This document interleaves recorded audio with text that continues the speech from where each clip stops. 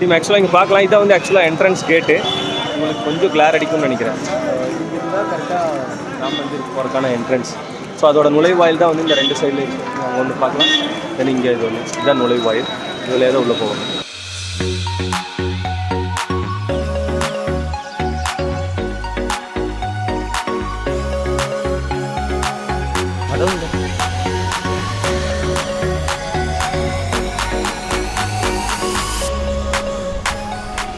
இப்போ ஆக்சுவலாக நம்ம அந்த என்ட்ரன்ஸ் இதுக்கிட்ட வந்துட்டோம். அதாவது உள்ளிருந்து வந்தாச்சு. இங்கேருந்து இன்னொரு என்ட்ரன்ஸ் இருக்குது கோயில்கிட்ட போகிறதுக்கு.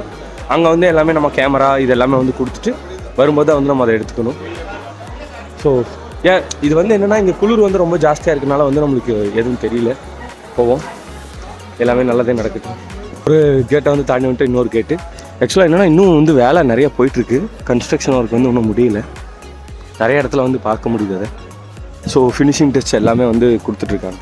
இந்த லாக்கரில் இதுக்கப்புறம் ஃபோன் எங்கிட்ட இருக்காது. நான் போய் கடவுளை தரிசிச்சுட்டு அப்புறம் இங்கே வந்துடுறேன்.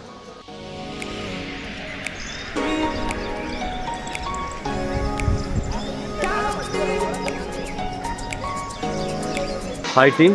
ஆக்சுவலாக இப்போ தான் நான் வந்து தரிசனம் முடிச்சுட்டு வந்து வெளியே வர்றேன். ஸோ இந்த இடத்துல இருந்து நான் சொல்கிற விஷயம் என்ன அப்படின்னா, கடவுளுக்கு எல்லாமே வந்து ஒரு கடவுள் இருக்குது அப்படின்னா அது நம்ம பூமி தாய் தான். அதை வந்து நம்ம பாதுகாத்து அதை கொண்டு போகிறது வந்து ரொம்ப ரொம்ப முக்கியம். என்னென்னா சொல்கிறது வந்து அது ஏதோ ரொம்ப பெருசாக அப்படிங்கிற மாதிரி இருக்கும். யாரை எந்த மனசையும் புண்படுத்தணும் அப்படின்னு நம்ம சொல்கிறது கிடையாது. ஏன்னா நம்ம இவ்வளோ கஷ்டப்பட்டு கோயில் இங்கே வந்து கட்டியிருக்கோம். அது ஒரு 1800 கோடி செலவு. இந்த மாதிரி நாளைக்கு வந்து வேறு யாராவது ஒருத்தவங்க மஸ்ஜித் கட்டலாம், இல்லை சர்ச்சு கட்டலாம், எது வேணால் கட்டலாம். ஆனால் அது எல்லாத்தையும் வந்து தாங்கி நிற்க போகிறது இந்த பூமி தாய் தான். அதுக்கு வந்து நம்ம என்னென்னா இப்போது சுவாசத்துக்கு கூட இடம் இல்லாத அளவுக்கு நம்ம அவ்வளோ பொல்யூட்டட் பண்ணிட்டோம். டாப் 10 பொல்யூட்டட் சிட்டியில் 3 சிட்டி வந்து நம்ம நாட்டோடது. நம்ம இப்படியே போனோம்னா அடுத்த 10 வருஷம் 20 வருஷம் ஸோ நம்ம பண்ணுற ஒரு விஷயமே வந்து பார்த்திங்கன்னா அடுத்தடுத்த தலைமுறைகள் வந்து அங்கே இருக்கணும், அவங்கள வந்து ப்ரே பண்ணிட்டு போகணும், நல்லா இருக்கணும் அப்படிங்கிறதுக்காக தானே. பட் ஆனால் நம்ம அந்த மாதிரி இப்போ நடக்கிற செயல்கள் எதுவுமே அந்த மாதிரி இல்லை. அதை நம்மளை கண்டிப்பாக பேராபத்தில் கொண்டு போய் முடிச்சு விட்ரும். கோடிக்கணக்கான மக்கள் வந்து அந்த இயற்கை பேரிடர்களால் வந்து பாதிக்கப்படுறது வந்து ஸ்டார்ட் ஆகிடுச்சு. இப்போ நம்ம சென்னையில் நடந்தது கூட பார்த்தீங்க அப்படின்னா அதுக்கும் கிளைமேட் சேஞ்ச் தான் ரீசன். அதே மாதிரி நெல்லையில் நடந்தது. வருஷம் ஃபுல்லாக பெய்ய வேண்டிய மழை ஒரு நாளில் பெய்யுது. நான் கடவுள்கிட்டையும் நான் தான் வேண்டிக்கிட்டேன். இது ஒருத்தவங்களும் இதை வந்து சிந்திக்கணும், அதுக்காக வேலை செய்யணும். அப்போ தான் நம்மளால் இதில் வந்து காப்பாற்ற முடியும். இல்லைன்னா நிச்சயமாக அது பெரிய பேராபத்தை கொண்டு போய் முடிச்சிடும். அதனால தான் நம்மாழ்வார் ஐயா சொல்லியிருப்பார், இனி வந்து நம்ம நாட்டில் பருவமழைங்கிறதே ஒன்று கிடையாது. ஸோ இனி இருக்குது அப்படின்னா 2 விஷயம் தான் இருக்கும். ஒன்று புயல் மழை, இன்னொன்று பெருமழை அப்படின்னு. ஸோ நம்ம இப்போ அதை தான் வந்து பார்த்துட்ருக்கோம்.